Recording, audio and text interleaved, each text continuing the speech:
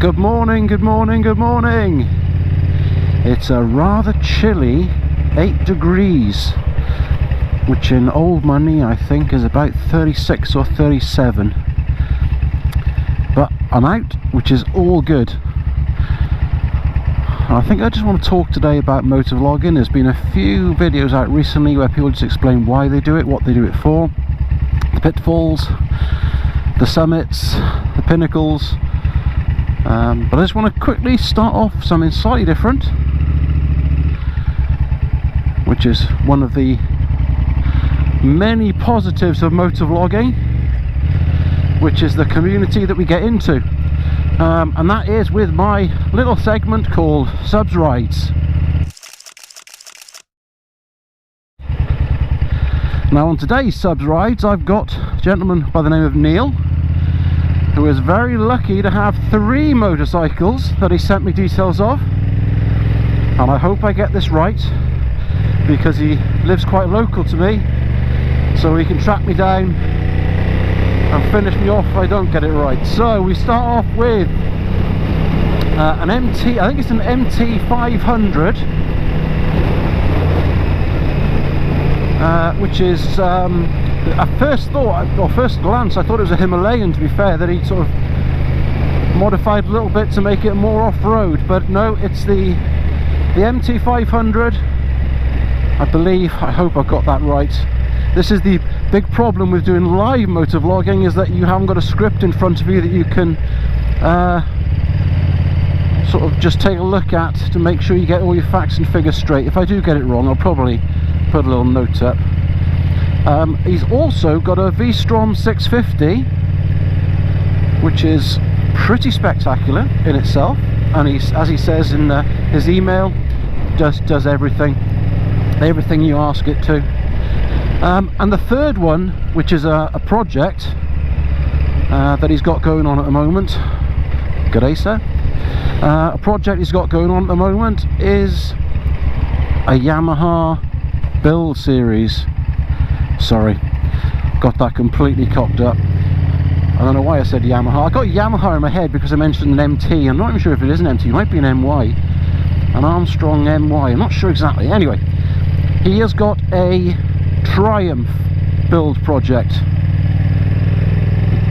which already looks great, and I'd be interested to see if he's able to keep updating with the latest photos of how that project is going.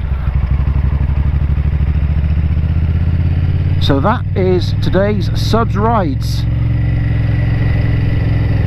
and if you do want to send your photos in of your bike, just send us a quick email to westonsupermotovlog@gmail.com. just let us know about the bike, how long you've had it, and if you're okay with me mentioning your name. I can still include it, I just won't put your name in. So the first thing we're going to do is fuel up. I'm going to try and continue motovlogging while I fuel up, because that will then assist me in my Goofy Bastard challenge, which is to do a 10-minute motovlog without brakes. Now, petrol E5, that's what we want.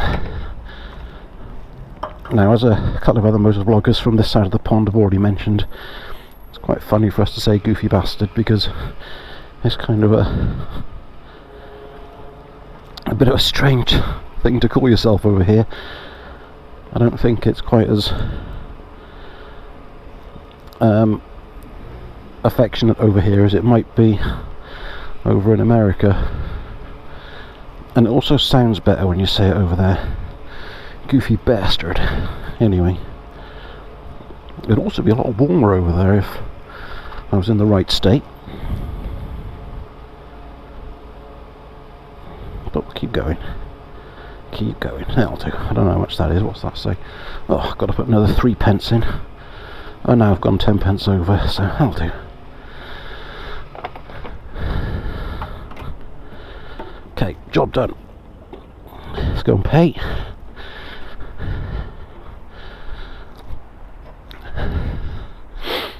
This is where you feel weird as a motovlogger, because you're literally talking to yourself inside a helmet with other people around. It's not a problem when you're out on the road.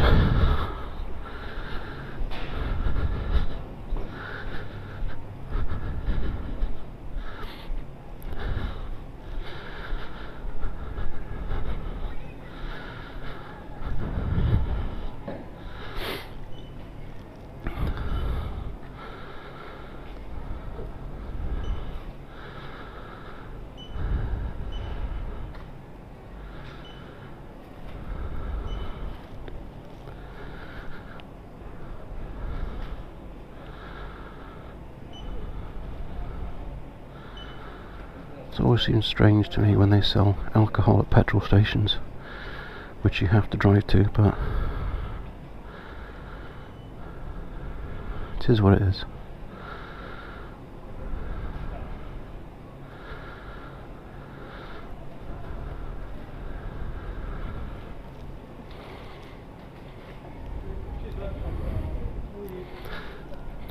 Hi mate, number 6 please. No, that's it.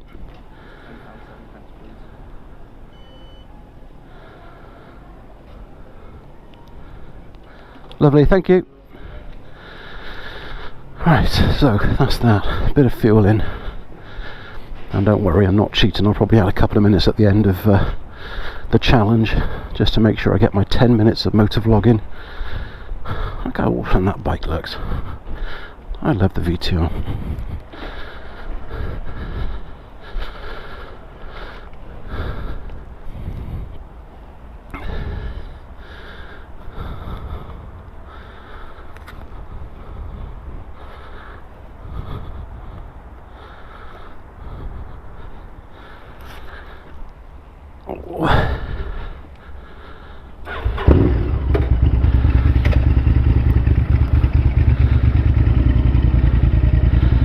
Okay, so motovlogging.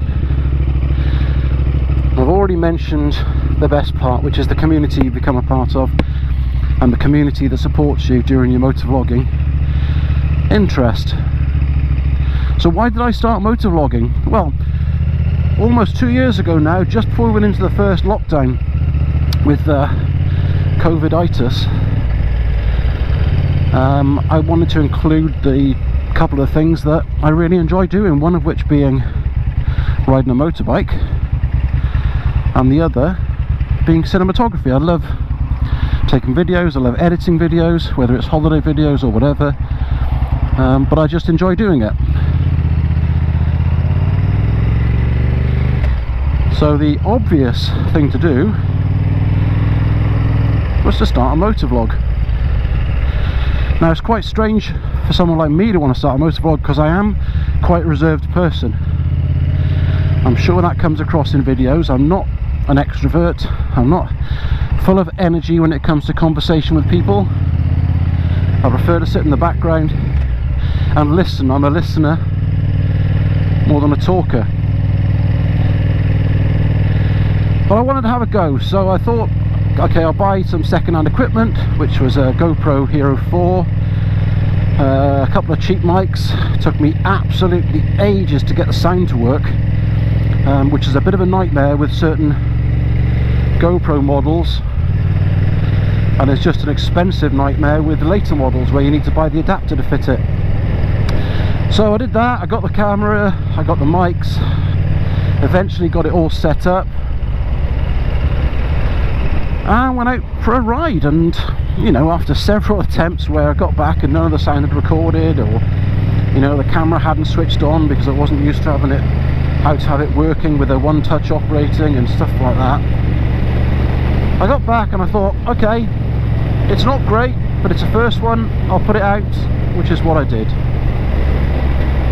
And genuinely was just overwhelmed with the amount of support that I got from people, all positive, all very supportive with regards to the quality, and you know, little bits of advice from people who know much more than I do, and that was incredible.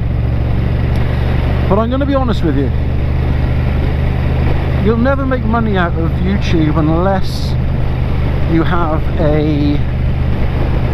I don't know, a little something to offer that's different to everything else. So that could be the ability to tour the world. It could be an absolutely incredible character about yourself that keeps people captivated, and there are a lot of them around that are like that. It could be the ability to have contacts that will allow you to do bike reviews and testing, which, you know, is always a strong start when it comes to motovlogging, because people love reviews and test rides. Or you may have an incredible chest, which you're quite happy to show off at every opportunity, because that will always get you views. I'm not bitter and twisted. I've tried showing my chest off, but for some reason people want it to be shaved, and I'm just not into shaving my chest, so I'll just do my review the way I want to do it, or my vlog the way I want to do it. So the downside of motovlogging or on YouTube is that it's not a money earner that some people think it is. I don't get a penny from it. I enjoy it, and if I didn't enjoy it I wouldn't do it, but I certainly don't earn anything from it. You have to jump through hoops to actually get any sort of revenue from it, and that includes having more than 1,000 subscribers, more than 4,000 watched hours within a 12-month period, and that's to just get monetized, which isn't easy because it's difficult getting subscribers. You have to work it. This is what people don't understand. I think some people think you can just set up a channel, let it go, and you'll just get videos sent through to you.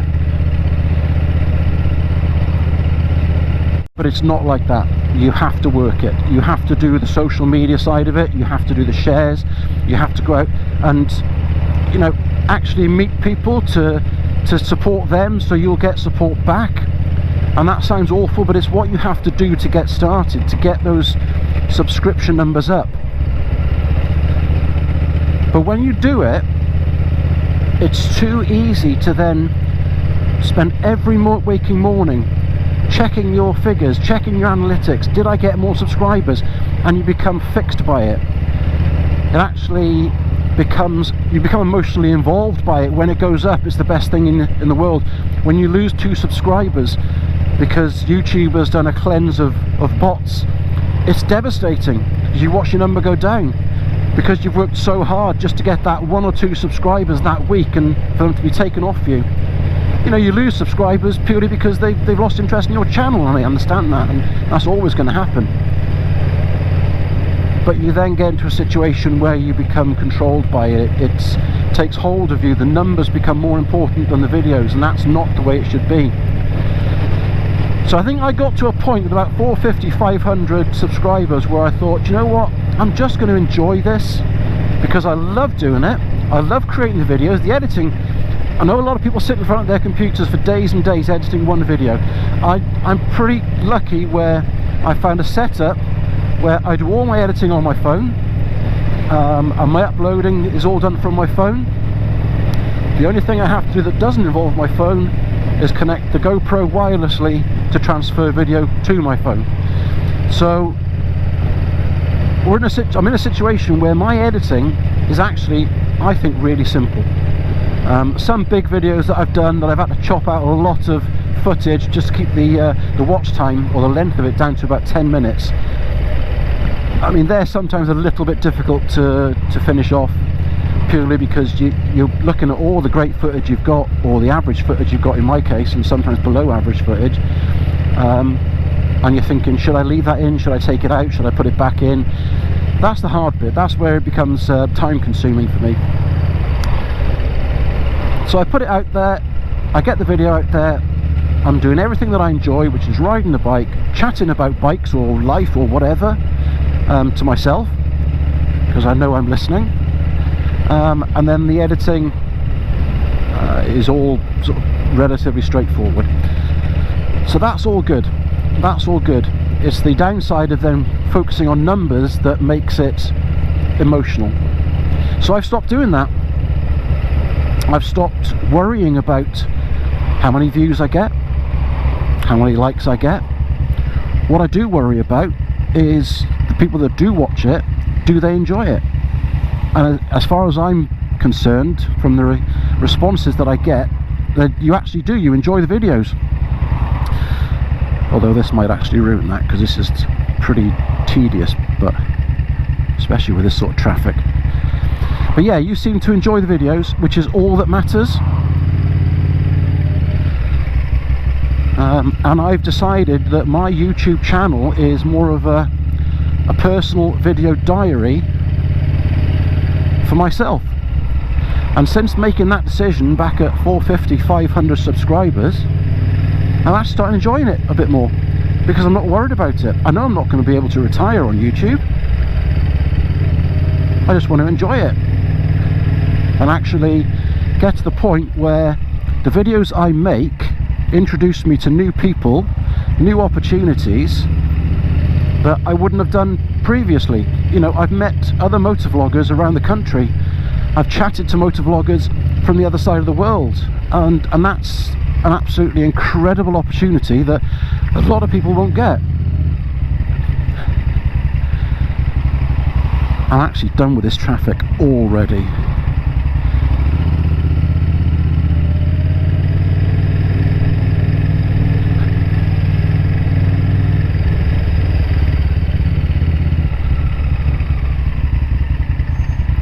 But there is a benefit of having a motorbike in traffic, as we all know. So yeah, so that's where I am with motovlogging. I love it, I enjoy it, but it's my opportunity to record my life in a media that's easy to store, and I can share with other people if they want to watch it. Because there will come a day, and I've mentioned it in the past, when I can barely remember my own name. I do struggle these days. But at least I'll have this video diary to look back on for days when it was absolutely awesome to be alive in A, this part of the world, B, with this hobby, and C, with a community like yourselves that are super supportive.